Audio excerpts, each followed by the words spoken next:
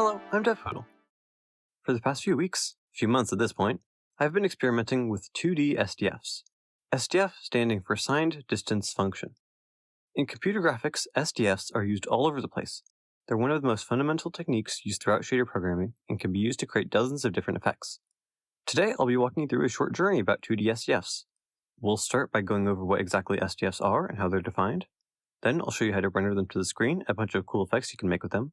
Finally, I'll go over how they're actually used in practice and give you some resources if you want to keep learning. Let's get right into it. So, SDFs, or signed distance functions, are pretty simple. I'll break it down piece by piece. Function. It takes in a 2D coordinate and returns a number.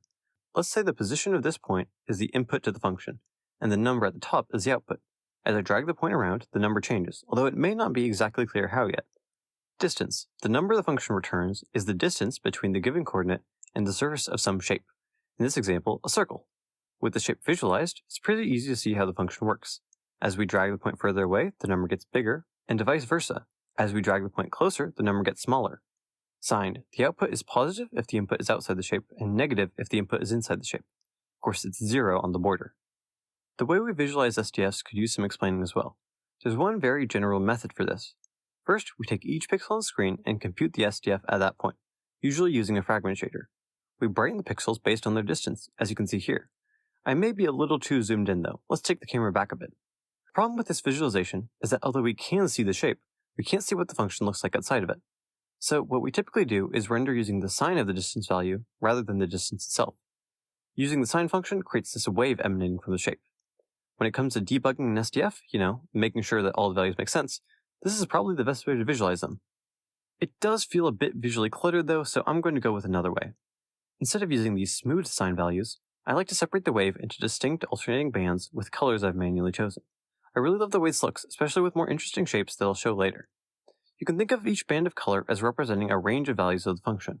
For example, this band might represent all pixels with a distance between 10 and 20 units. This visualization also lets us easily see which values are positive and which are negative. Alright, enough talking about what SDFs are. How do we actually make them? Making your own signed distance function. Consider this point. First, find a function that returns the closest given point on the surface of your desired shape. For example, as this point slides around, the snapped point falls alongside it.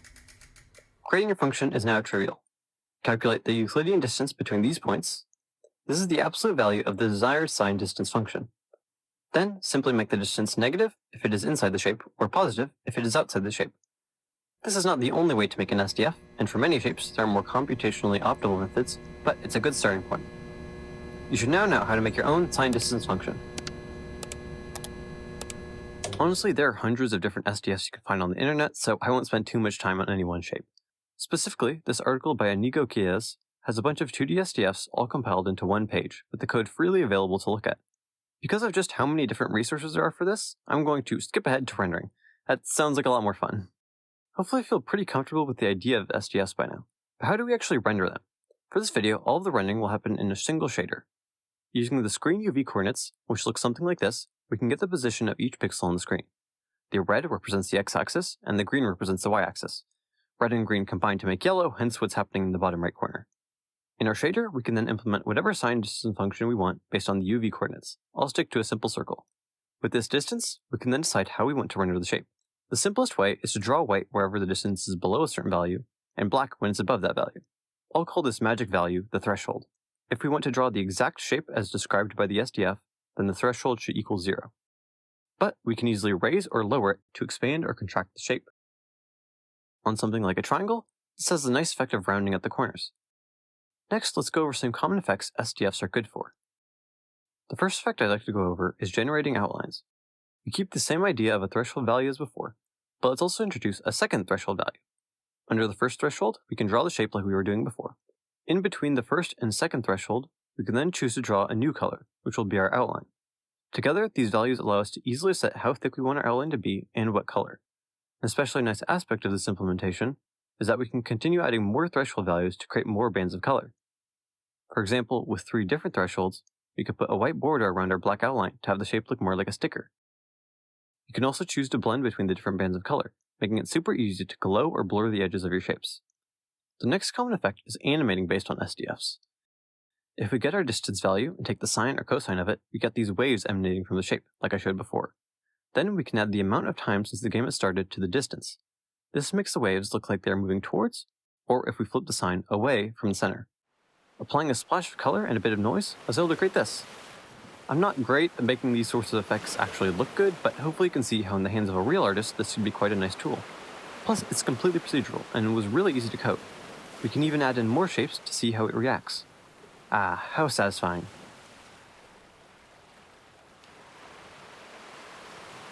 Actually, about adding more shapes.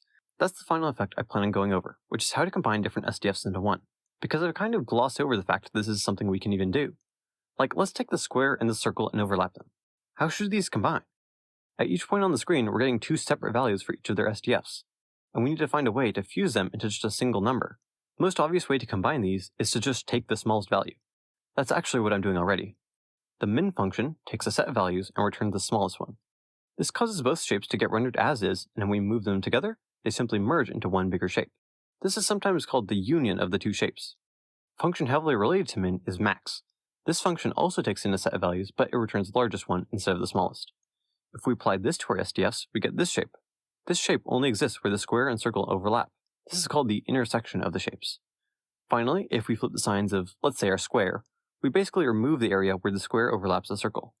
This is called the difference of the square from the circle. Keep in mind, we can just keep adding more and more shapes with different operations. I hope you're beginning to see just how powerful these combinations are.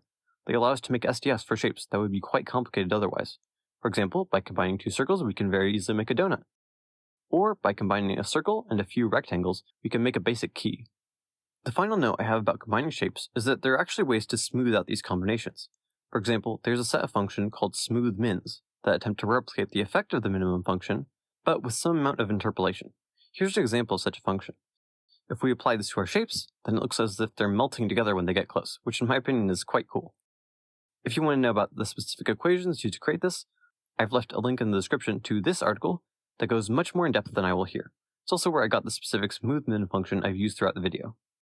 Alright, we're in the final part of our journey, which is going over where SDFs are actually used. Hopefully you have a pretty solid idea of what sort of basic effects you can make at this point. First, I should mention that a lot of the time, SDFs aren't actually rendered in real time like I've been doing in this video. Often, SDFs are pre-rendered to a texture, and then you have a shader use the values in that texture to make your desired effect. For example, Godot automatically generates an SDF texture every frame based on 2D light occluders in the scene. You can sample from this texture in any canvas item shader, making it really easy to create screen space effects like this dynamic drop shadow. This is part of a blog post on the Godot website that I'll link in the description in case you want to read more. SDFs are also commonly used in text rendering. One big problem with text is that you want to have the ability to scale text very big without it getting pixelated. To solve this, text is usually stored in a vector format, which means the lines and shapes that make up the text are stored instead of having an actual image for each character.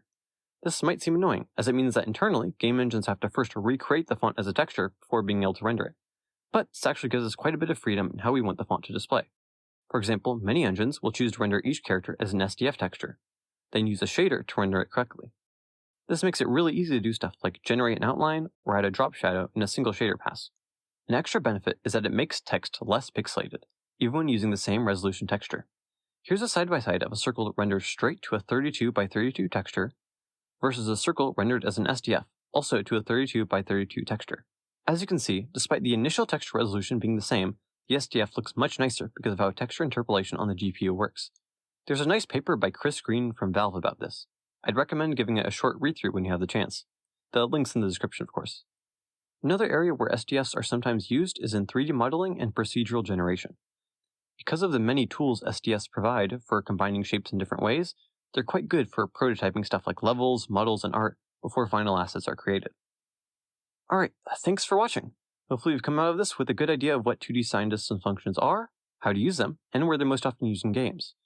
There's a couple of very valuable resources I looked at when making this video. The first is Sebastian Legg's video on raymarching. Although it's more focused on the technique of raymarching specifically, it still provides a very good summary of SDFs in general. The second, which I highly recommend you check out, is Inigo Quilez's website. He's one of the main developers of ShaderToy, a website that allows you to write and run shaders all in your browser. He has a ton of information about SDFs, including equations for many common shapes, equations for combining shapes, and a bunch of articles on various different computer graphics techniques. Anyway, This video is a submission to Sum 4, an annual event where a bunch of YouTubers make videos about cool math stuff that interests them. I highly recommend you check out some other submissions. If you enjoyed this video, feel free to like or subscribe, and of course, I'm always open to feedback in the comments, especially for a more experimental video like this. I'm DevPoodle, I'll see you next time, and goodbye!